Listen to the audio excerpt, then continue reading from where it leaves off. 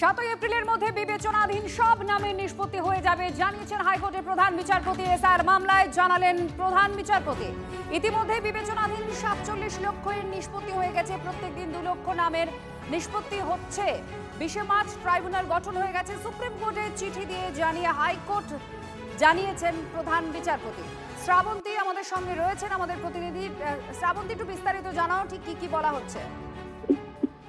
এই মুহূর্তে দিল্লিতে যে এফআইআর মামলা চলছে তার তদন্তের শুনানি দিনও 7 এপ্রিল রাখা হয়েছে। তার কারণে আজকে যে পরিচালনা করেছে এই মামলায় সেখানে জানানো হয়েছে যে 7 এপ্রিলের মধ্যে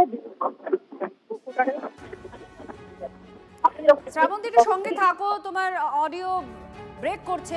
আপনাদের আরো একবার জানায়, সুপ্রিম কোর্টে এসআর মামলা শুনানি, আর তার মধ্যে যে তথ্যগুলো উঠে আসছে 7 এপ্রিলের মধ্যে বিবেচনাধীন সব নামের নিষ্পত্তি হয়ে যাবে, এটা জানিয়েছেন হাইকোর্টের প্রধান বিচারপতি। এসআর মামলায় সেটা জানাচ্ছেন প্রধান বিচারপতি।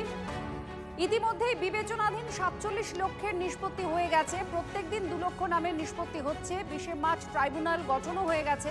সুপ্রিম কোর্টে চিঠি দিয়ে জানানো হয়েছে, এটা জানাচ্ছেন প্রধান বিচারপতি।